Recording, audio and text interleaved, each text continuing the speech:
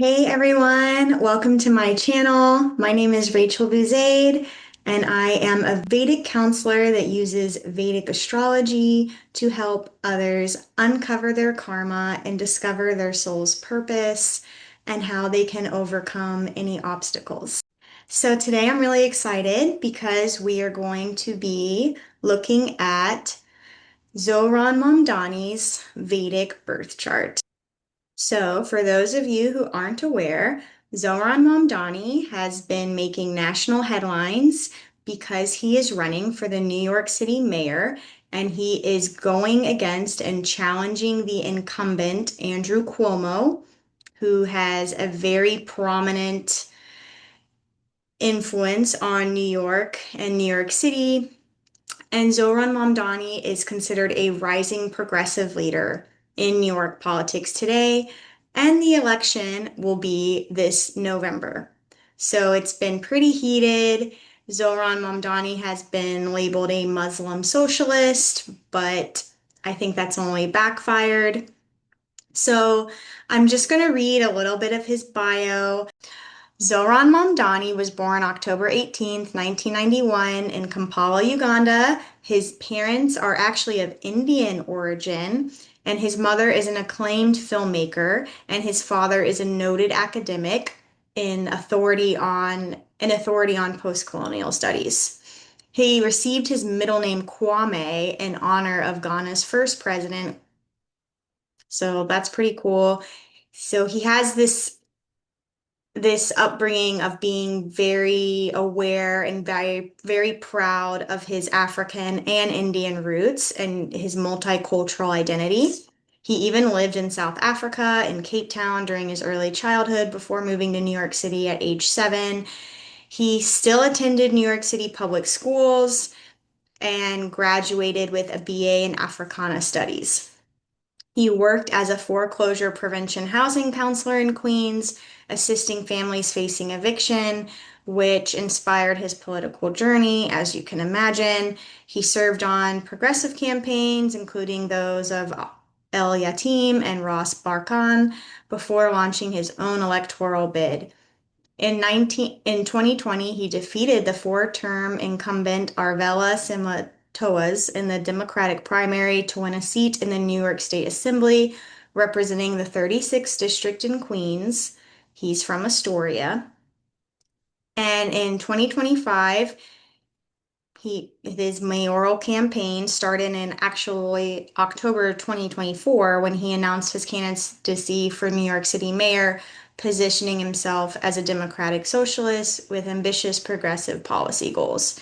His key platforms have been fair, free city buses, public childcare, city-owned grocery stores, rent freeze on rent stabilized units, a $30 minimum wage by 2030, and raising taxes on corporations and high income earners.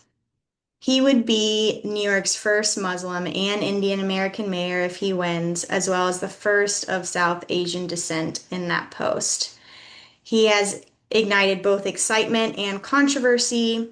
He's facing sharp criticism from the establishment Democrats, such as Cuomo, for the backlash over his views on Palestine. But for many, especially young voters, he is galvanizing, he is exciting, he is stirring up um, hope.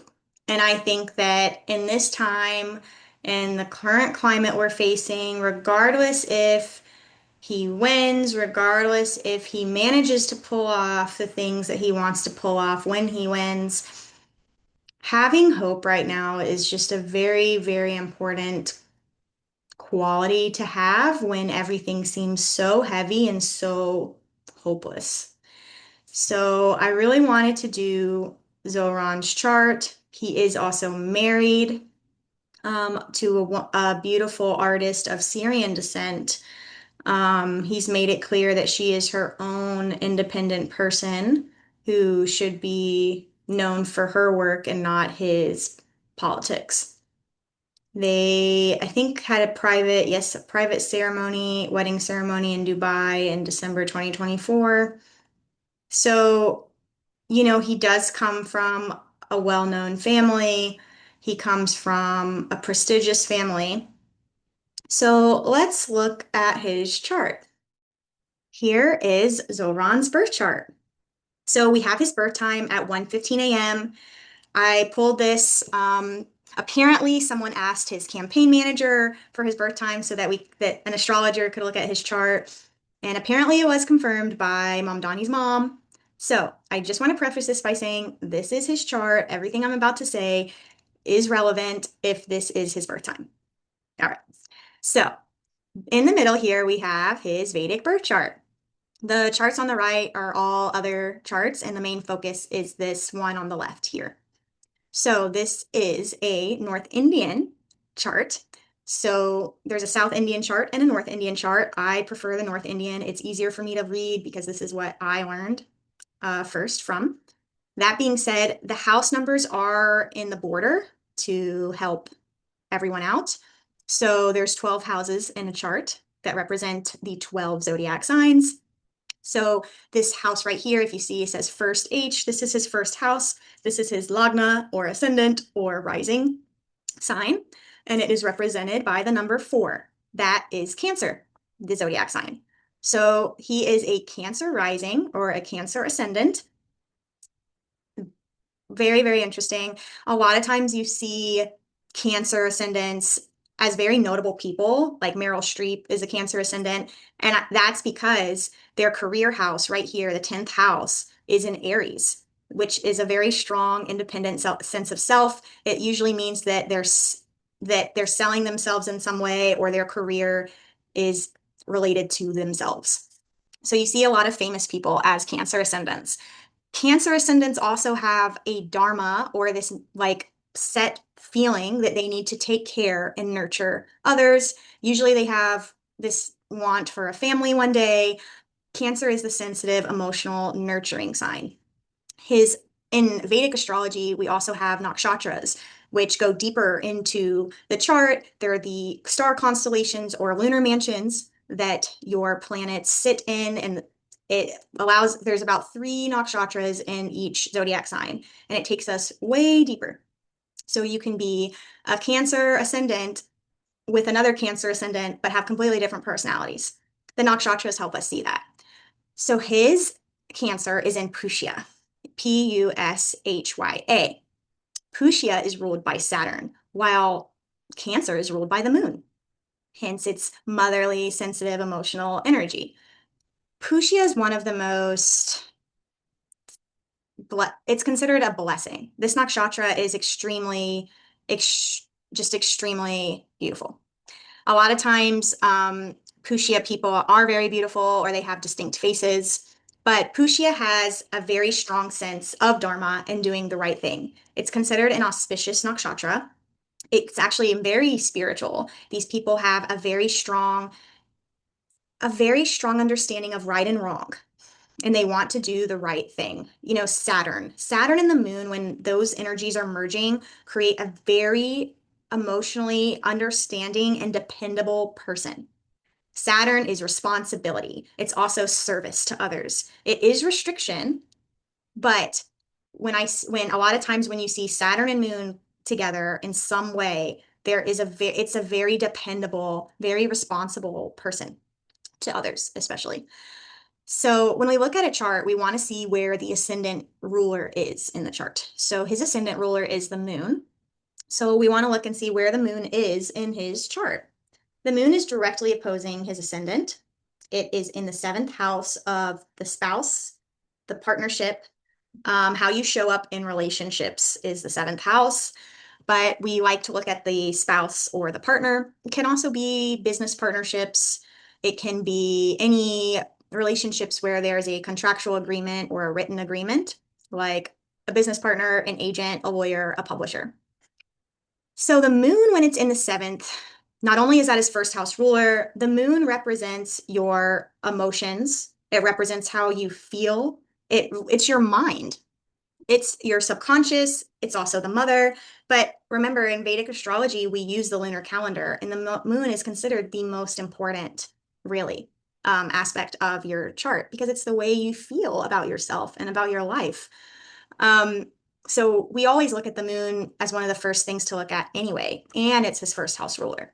When the moon is in the seventh house, this person has a very strong attachment to relationships. Their feelings are attached to how their relationships are going and how their relationships make them feel. His moon is in Dhanishta, which is a nakshatra that spans Capricorn and Aquarius, ruled by Mars. And anytime you see Dhanishta in a chart, you see it in a lot of celebrities, actors, singers, because Dhanishta is the one to be admired, the one to be desired. It has a connection to fame and wealth. So he does come kind of from wealth. Um, he's also someone who is very popular and famous right now. So that's really not surprising. The moon is also very important in his chart because it's his soul planet. The soul planet of a chart is the planet that holds the highest degrees. So his moon is at 24 degrees, and that is the highest degree planet. This means that he is going to have to master the qualities of the moon in his life. He is here to be nurturing, to be caring, to be emotionally intuitive to others, to be a caretaker, to create emotional security for others. So that's really interesting.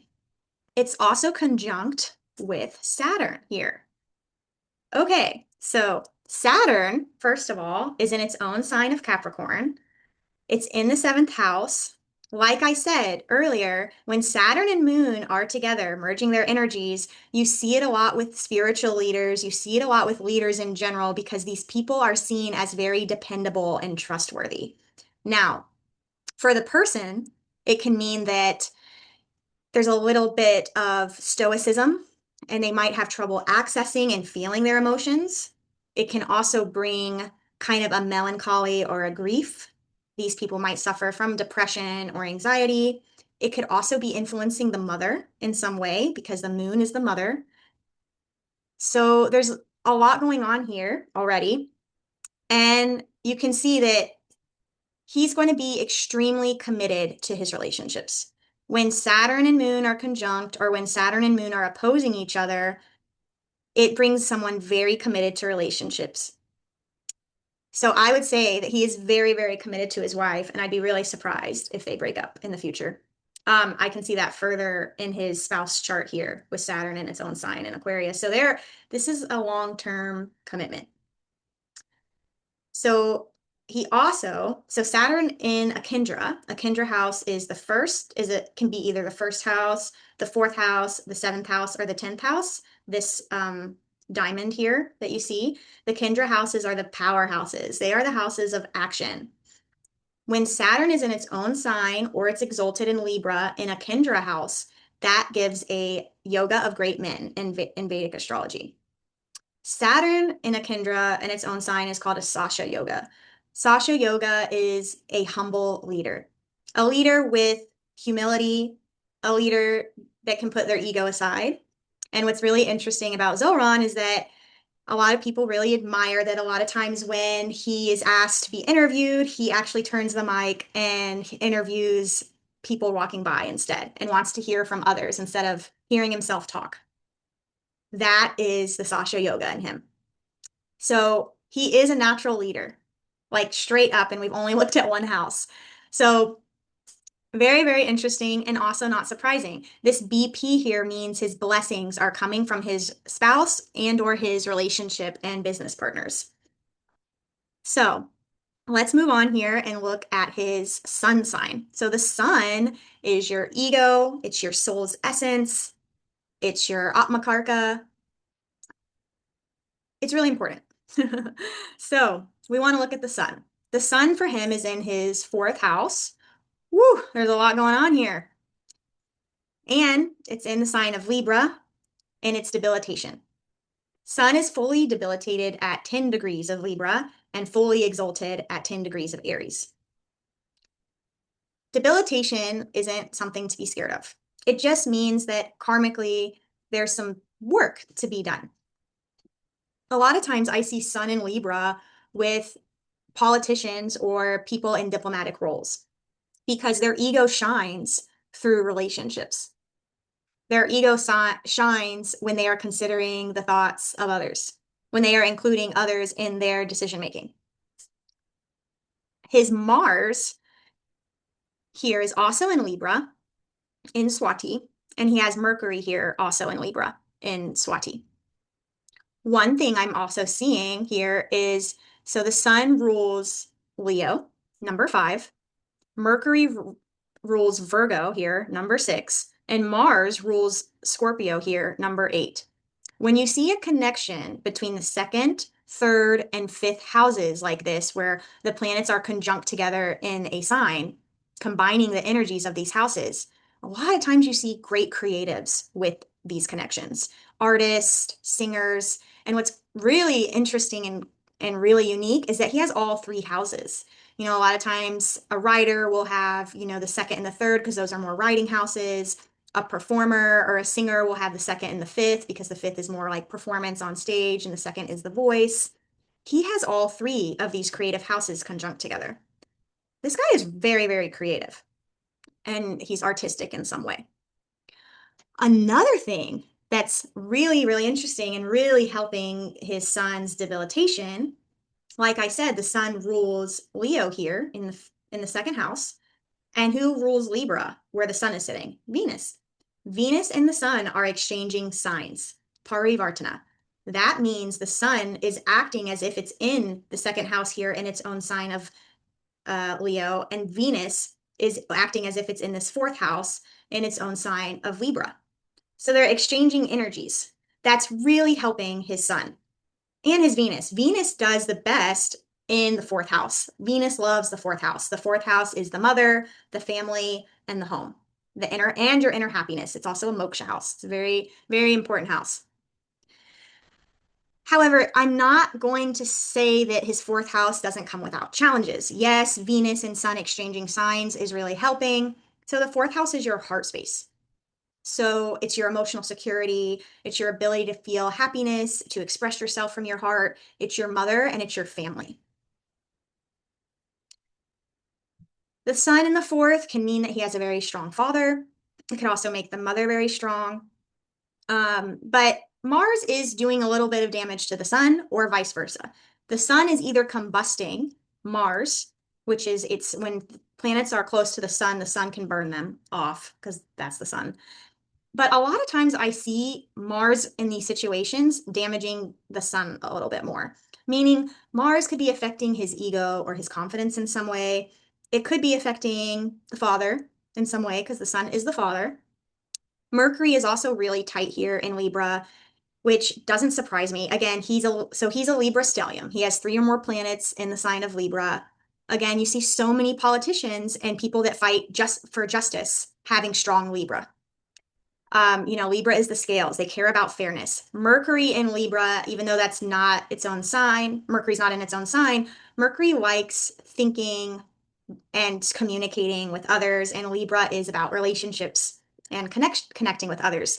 So I think Mercury likes being in Libra. I think it does well. Mars and Mercury, when they're together, creates a very debatable mind. You're taking the fiery, passionate Mars and you're putting it with Mercury, which represents the cognitive mind. So you're fusing those energies, and these people are great debaters. They're great lawyers. So, right, he was fighting for people getting their houses foreclosed on. This is his background. This is all really making a lot of sense.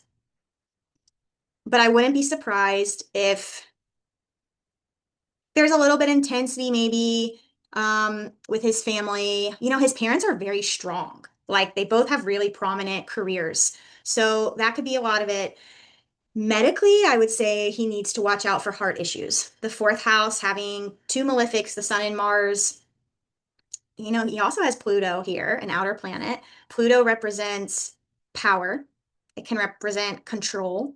So there might have been a lot of control at home or with the mother, just generally when you see that.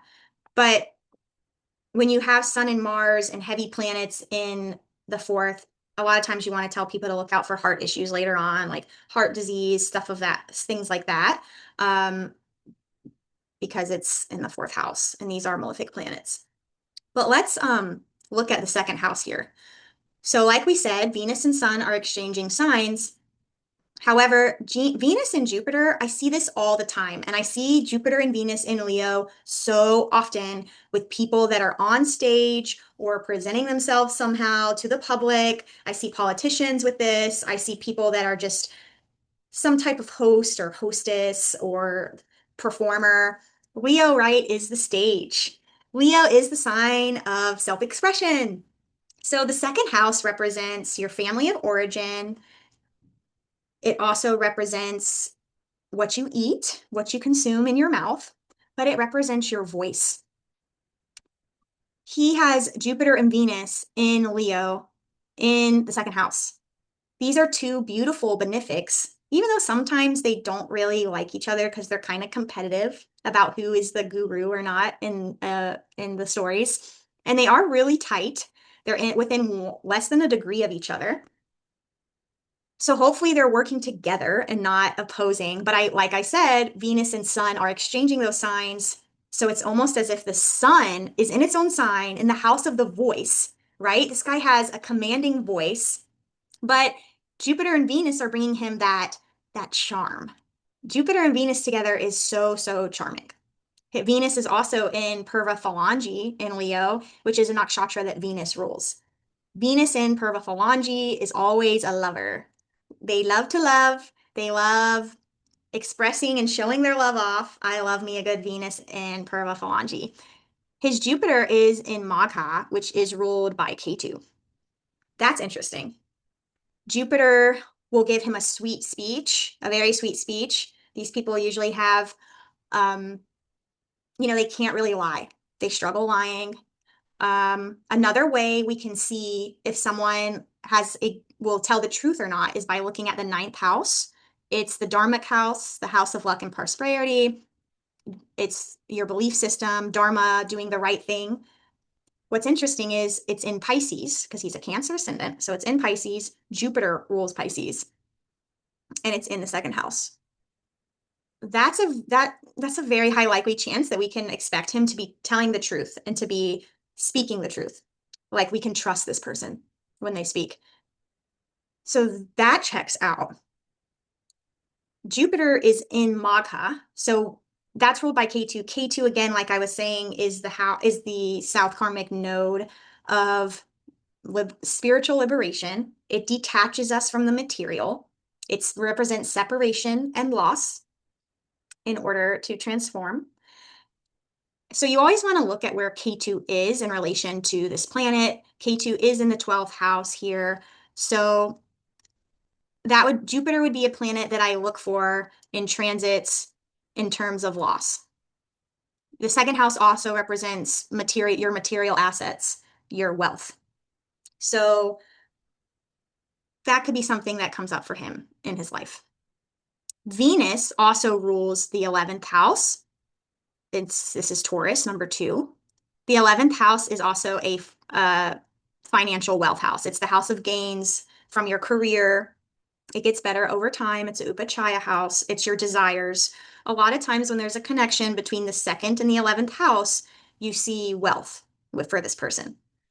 So there could be wealth and material gains for him this life.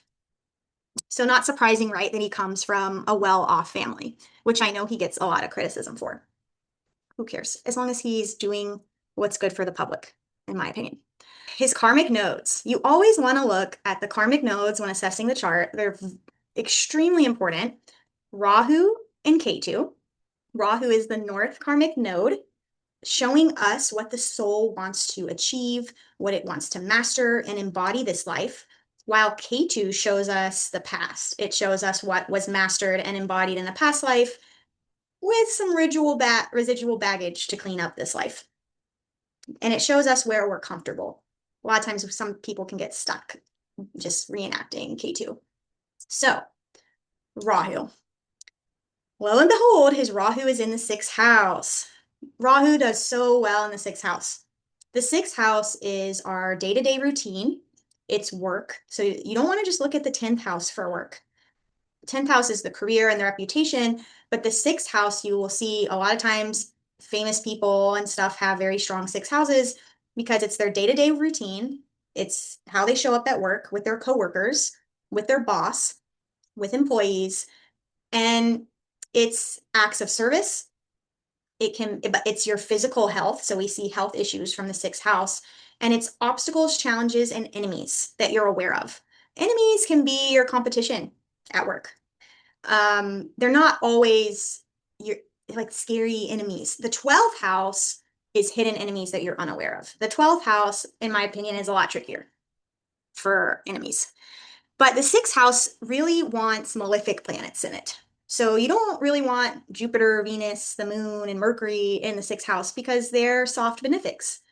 Saturn, Mars, Rahu, those planets do well in the sixth house because these planets and their malefic qualities can overcome the obstacles and the challenges that the sixth house brings. That's why Rahu does so well in the sixth house. Rahu and Ketu are both considered malefics when we're looking at a chart generally. Of course, it's a lot more nuanced than that. Rahu represents illusions. It represents your material desires and your soul's obsessions, while Ketu is detachment from the material. It's spiritual liberation or moksha. So his Rahu is in Sagittarius in Purva Ashada. Again, totally not surprising. Sagittarius is the wise one, the guru sign. It's the sign that wants to find the truth of life, the meaning of life, and share it. Sagittarius is obsessed with the truth. Purva Ashada, the nakshatra that it's in, is also ruled by Venus. So this guy has a lot of Venusian energy. So the charm, beauty, creativity, ability to understand people and relationships. He has 3 planets in Libra ruled by Venus. His Venus is in Purva Phalange, ruled by Venus, and his Rahu is in Purva Ashada, which is ruled by Venus. Purva Ashada is the nakshatra that's really known for the Sagittarius qualities that are the most stereotypical, the adventurous, the independent, creative. Purva Ashada represents in the nakshatra as the one who initiates the battle. While its successor, Uttara Ashada, that comes after in Sagittarius, is known for the final victory, like a long haul. So Rahu in Purva Ashada in the sixth house, this guy is here to find the truth, share the truth, and overcome enemies and challenges. Sometimes, this doesn't mean that they're not going to have health issues and stuff like that. Rahu will bring illusions and challenges with enemies and competitors. So, when you see strong sixth or fifth houses, especially, a lot of times these are athletes or people that compete because it's a competition house. So him being in politics is really checking out in his chart. Let me see if there's anything else, and Rahu and Ketu, a lot of astrologers think that this is the best place to have Rahu and Ketu because Ketu, the 12th house is the spiritual house. It's the house of endings, the house of liberation, of moksha. So Ketu does really well there. His Ketu is in Ardra, which is ruled by Rahu, which is interesting. It's always going to bring some complexity when Ketu is in a Rahu sign or Rahu is in a Ketu sign. His career house here, the 10th house, if we want to look at that, is in Aries, like I said earlier. Its ruler is Mars. That always brings not always, but a lot of times it brings a very important and successful career. It can also mean that the mother is very powerful with a very successful career, which is very true. She's a great filmmaker. His, past life credit is actually related to his mother, his family, or the home. I'm seeing just a lot going on with this home, and it seems like he views his home as New York City and Astoria. He has made Astoria one of the most popular boroughs in New York City because of his love for it. So the next thing I want to look at is the election day. Let's look at the transits on election day. So I have it set to be on a Cancer ascendant, just like his chart, so it's easier for us. So right away, Jupiter enters Cancer, its exaltation placement, this October 18th until I think December 5th, if I'm correct. and it'll go back into Gemini, and then it'll come back in Cancer next year in 2026. Jupiter on the ascendant is so auspicious. It is such a blessing. Jupiter is exalted in Cancer. It's on your literal self if you're a Cancer ascendant. When Jupiter is in Cancer, it's on your body, it's on your personality, it's on your first house. It brings luck to the individual. So his ascendant is at 6 degrees. It's not right on his ascendant, but it's within 6 degrees. It's aspecting 5, 7, and 9 from itself. So it's aspecting his 5th house of expression, being on stage, expressing his ideas to the public. It's aspecting his relationship house, and it's aspecting the 9th house of the justice system.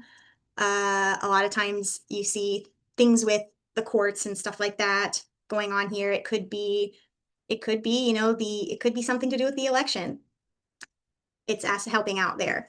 Saturn and Neptune are also transiting his 9th house for a while. So there's a lot of going on in terms of karma with the justice system and with his beliefs right now until Saturn transits in a couple years into Aries.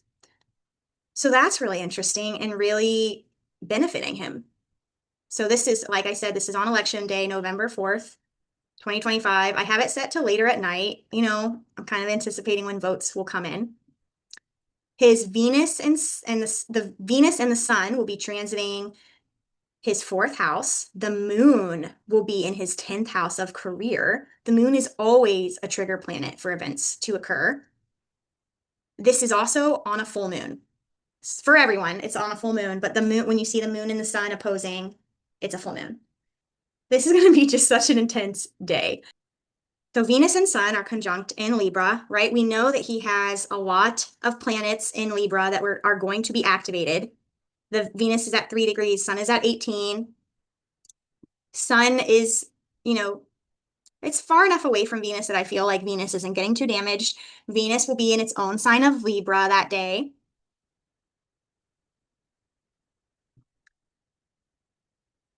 Let's look at Cuomo. So I don't know Andrew Cuomo's birth time, but I know that his moon is in Rohini. Even if I set it to his time to the morning or afternoon, the moon is pretty much in Rohini. His sun and his Saturn are in Jyeshta. I don't have his birth time, but I can tell you that when you see Jyeshta, also this is really common for politicians because Jyeshta wants to be the leader. There is like karma around being the leader. He also has planets in Libra here, Jupiter, Rahu, Neptune, and Mars. So like I said, you see this with politicians a lot. So let's go back to the transits. Let's set it at Taurus, where his moon is in Rohini, to make this a little easier for us. So he's going to have Mars and Mercury on his Saturn and moon. I mean, Saturn and Sun. Mars is another trigger planet in transits, and it's a malefic. So I don't think that that's very auspicious. It's hitting his Sun and Saturn. Uranus is going to be on his moon. Uranus is sudden change. For him, Uranus and Mars will be opposing each other on his moon and Sun. So he was also born on a full moon, which is very, very auspicious. He probably has a very powerful chart. I don't have his birth time, but just looking at his planet placements, you can see that this is a powerful person. So Venus and Sun are going to be in the 6th house here. That's interesting for him. This is his moon chart, so it's a bit different than looking at the birth chart. But Venus and the Sun are going to be on his Rahu, Jupiter, and Mars. Jupiter, let's see, in Cancer that day will be on his natal Uranus. The moon, well, right, we want to look at the moon. That is a big trigger for transits, is going to be on his K2. K2 is loss. Honestly, this looks really tight. This doesn't look like an easy race, but if I had to make a prediction, with the moon transiting his K2, Cuomo, Mars hitting his Saturn and Sun, Uranus hitting his moon. I feel like it's favoring Mamdani. I predict that Mamdani will win New York mayor. So there you go. So again, this is Mamdani's birth time is correct. Again, I don't have Cuomo's birth time, but I don't like the transits as much for Cuomo. I don't like Moon hitting his K2 and Mars hitting, it's just his Saturn and Sun. There's too many malefic things. We'll see. But that's my prediction. I hope you all enjoyed this. Let me know in the comments. And I hope you all have a really great day. Thanks for watching and namaste.